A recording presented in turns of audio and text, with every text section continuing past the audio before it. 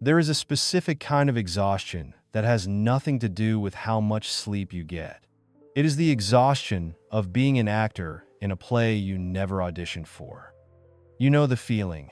You walk into a room, a family gathering, an office, a group of old friends, and you feel an invisible glass wall descend between you and them. You see their mouths moving. You hear the small talk. You nod. You smile. You mimic the social cues. But internally, there is a cold, quiet voice screaming, "I am not really here." Most people think this feeling, this outsider complex, is a malfunction. They tell you it's social anxiety. They tell you you're just introverted or depressed, or that you need to put yourself out there more. They are wrong. Feeling like you don't belong in this world, or at least in your current world, is not a defect. It is a biological and spiritual signal. It is a symptom of an expanding consciousness trying to fit into a shrinking reality. If you click away now, you can go back to pretending. You can go back to the exhaustion of wearing the mask.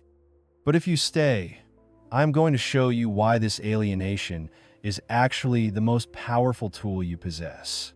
I'm going to show you how to stop trying to force yourself into a puzzle where you don't fit, and how to build a life where you don't have to act anymore. Welcome to the other side of the glass. Let's diagnose the problem. Why does this happen? Society operates on what Jungian psychologists call the collective persona. Think of this as the operating system of your culture. It dictates what is funny, what is important, what success looks like, and what you should talk about at dinner. For 90% of the population, this operating system works fine.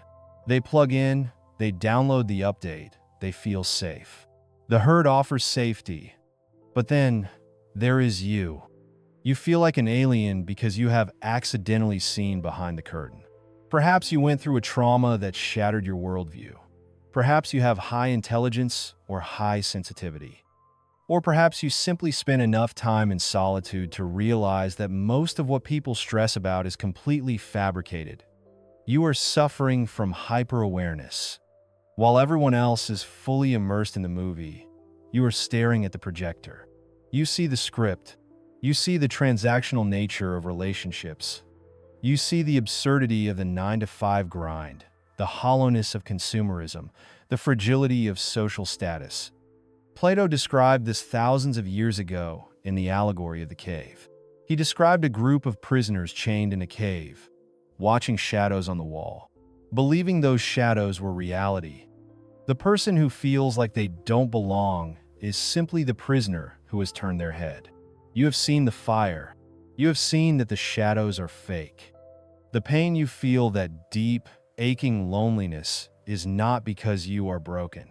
The pain comes from the friction of trying to unsee what you have seen. You are trying to force your expanded self back into the small box of the collective persona.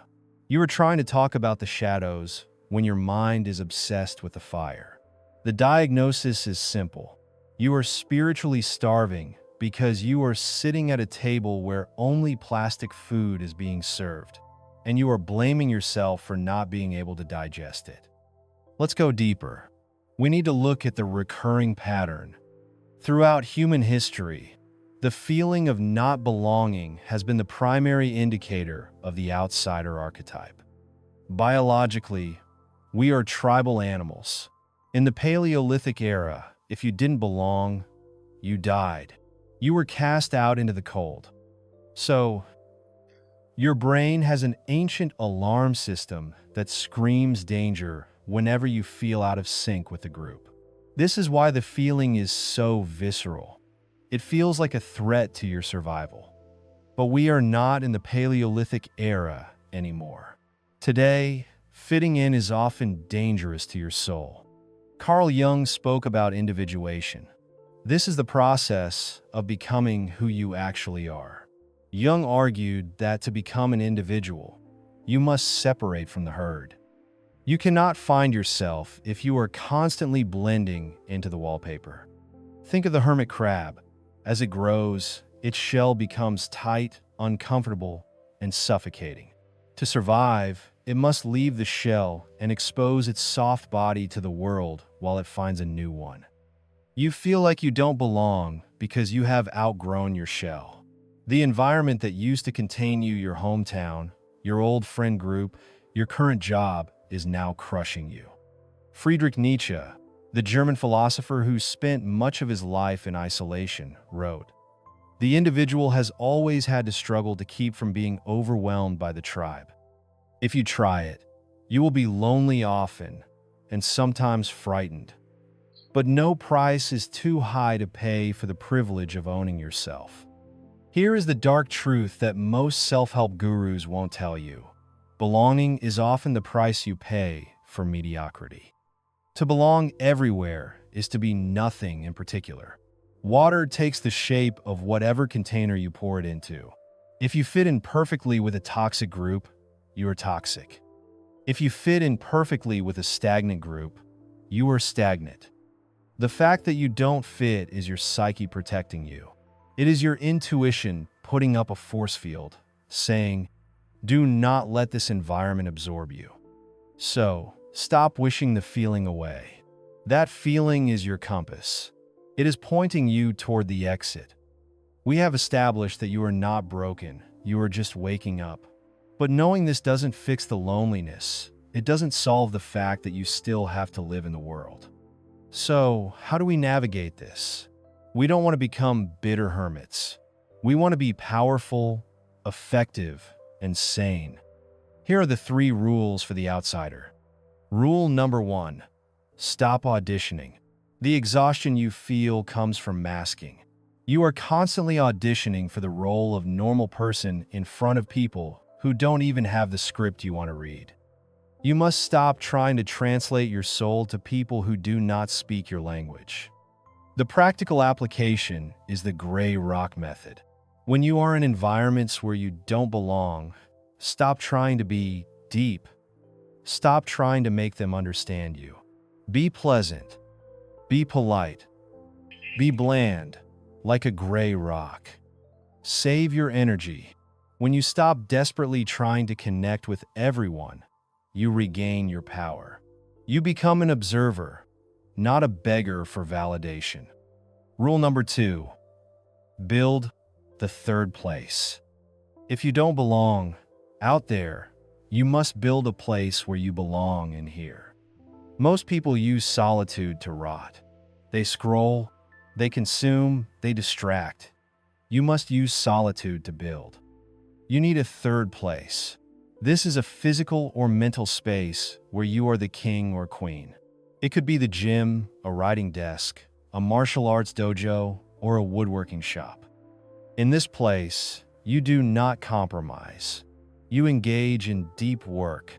When you become excellent at something, when you build a skill or a physique or a business, you create a new foundation for your self-worth. You stop needing the tribe to tell you you are good, because you have the objective evidence of your own competence. Rule number 3, signal broadcasting. This is the most important step. You cannot find your people if you are pretending to be someone else.